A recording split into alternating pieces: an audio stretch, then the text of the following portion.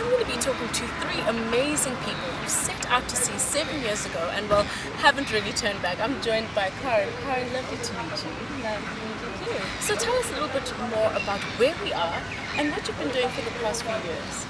So right now we're in Cape Town, V&A, and we have Delos here. And it's been absolutely amazing spot for us because it's like right in the middle of the town, you know, and the summer has just been perfect. We crossed the Indian Ocean last year, so I have been on the boat for about 5 years now.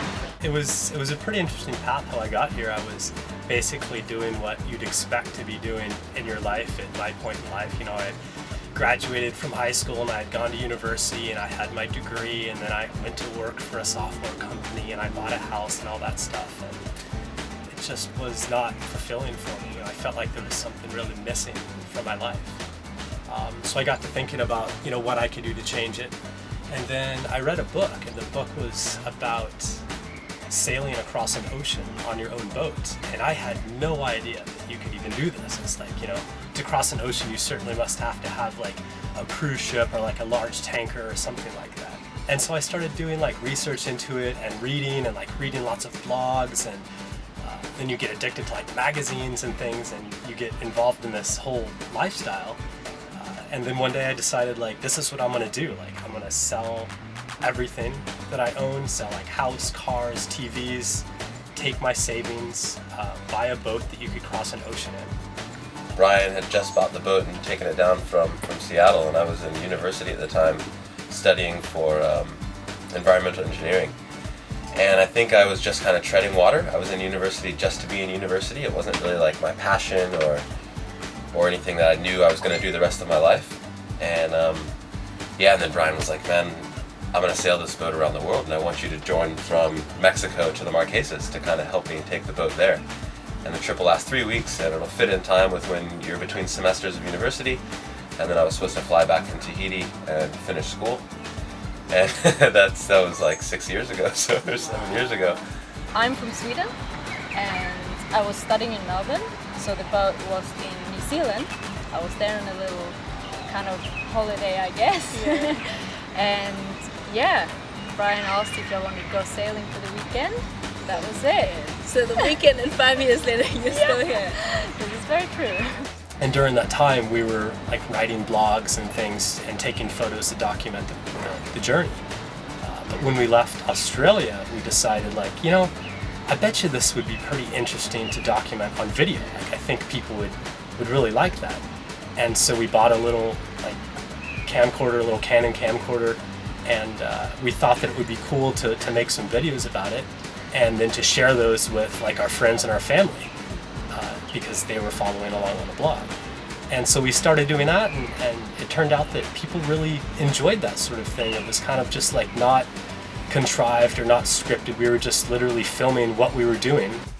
And yeah, we always have friends and family joining us on the trip, and we decided to do something a little bit different and kind of involve everyone around the world that watches the videos. So we did a little crew competition where we had everybody that follows us send in a 60-second video of why they should be crew on our boat. And the response was just, it was so amazing. It was humbling, it was exciting, it was just, we sat down and we watched them over the period of about 4 nights, and just hundreds of people from all over the world. And you get this little glimpse into their life and what they're doing and why they want to be, you know, why they want to sail or why they think they would be good to come on the boat. It was really, really tough, but we ended up narrowing it down to 10 people. And we have our top 10 now, and then as a tribute to South Africa, we chose 2 different winners to leave Cape Town with us, and they're South Africans. Being with people that you really love and you enjoy their company, and you're at the island for weeks with just nobody else. And you can just be there, and you can swim, and just be in the sun, and just relax for weeks on it without seeing anybody else. I think that for me is super special. But then you also have the tough parts when, you know, when you're just so mentally and physically exhausted, and also, you know, being in a tight space with a lot of people can be amazing, but also difficult sometimes, you know?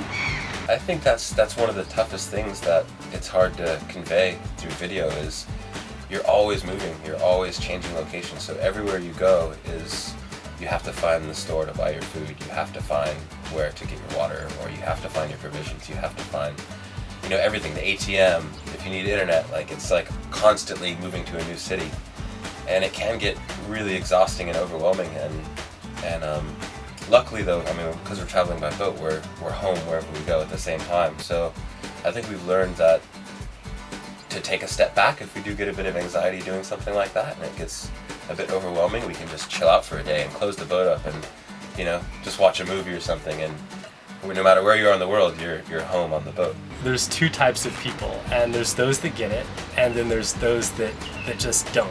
And they think you're insane, and you know what you're doing is irresponsible even, or it's financially irresponsible. A very wise man I met in Seattle told me, like, you know, you'll never look back on your life, Brian, and wish you'd spent more time in the office. And I was like, yeah, you know, right on. I believe that.